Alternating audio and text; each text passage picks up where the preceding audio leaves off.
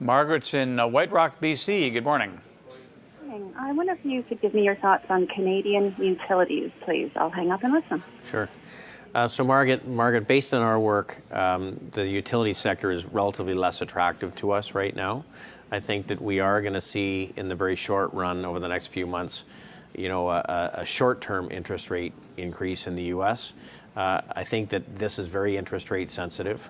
I think that I would be more inclined to find something that's a little bit more economically sensitive. So if you're looking for dividend, and very often that's why someone is looking at a utility, I think you could look at some of the financials in the U.S. Where I think that you're going to get some pretty good dividend growth. I think that to one extent, they are much more like utilities today than banks because they're highly regulated. So I don't think there's a ton of risk there. But I would look at something like a JP Morgan if you're looking for yield. I think the currency is going to help you. I think you're going to get faster dividend growth. And it's a sector that people really care about right now, utilities less so.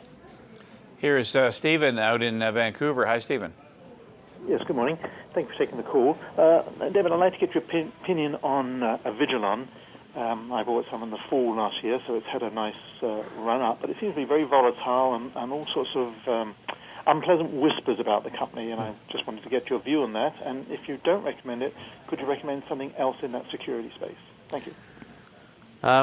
Stephen, we haven't taken a lot of time on security over the last while. The only thing that I would say on Avigilon is technically the stock to me looks a little bit broken. Unless it traded sort of above 25 bucks Canadian, I think that it's sort of the jury is out. This is a company that has been quite volatile over the last number of months, and I think that there's lots of other opportunities in this market. As far as security goes, I don't have another pick for you.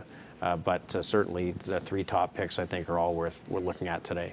Do you have exposure at all in some of these Canadian companies that are smaller cap and have had and look to have some pretty good growth? Yeah, we're gonna talk about one today, and I'm not going to say it's small cap, but I think DH is one that would be worth looking at. All right, now you know one of the top picks. You want to stick around for that, and the other two. Jeff's in Vaughan. Hi, Jeff. I'm interested in doing a bear call spread on CIBC, and I'm wondering your opinion on the current trading range in the short term of 1 to 2 months.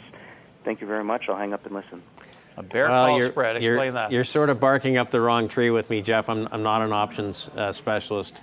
We don't look at things 1 to 2 months going forwards. I think that the Canadian financials are going to be relative underperformers in the near term. I think that the Canadian banks are going to face some challenges. Not necessarily challenges, just they may be underperformers given the fact that we've got the weakness in the energy patch. So CIBC's technically not trading so well. It's likely range bound in a range from sort of $90 to $100 over the next few months. Just one of the big five banks higher today, as we saw there. Here's an email from Ray on Kraft. What is your opinion on this company? They struck that big deal the other day with Heinz. Right. So Kraft is a holding that we've had for quite some time. It was actually one of our recommendations a few months ago. Consumer staples is a sector that looks pretty attractive.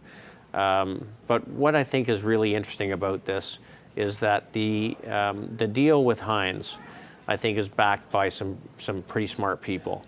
3G, who are the instigator, have a tremendous record of getting in and making acquisitions and bringing profitability. Warren Buffett doesn't have such a bad reputation himself. So if you look at deals like the Burger King, Tim Hortons deal, that's 3G. So we think that it's a great company. We think there's lots of opportunity for cost cutting between the two businesses. It's a merger, much like what we talked about earlier, where you're taking two very like companies, putting them together, and having lots of opportunity for cost savings. So this is probably a very good long-term hold. In the short run, it may be a little bit quieter, but I think it's a group it's held its gains remarkably well and likely to work its way hard. So a few weeks ago, you go from 61 on your Kraft to up around 90. Were there a few high fives in the Barometer office? There were a few high fives the day that deal happened, but of course you never own enough. Exactly. Okay, well, you know what one of the top picks is? We'll find out about the other two and what David thinks of all three of them right after this.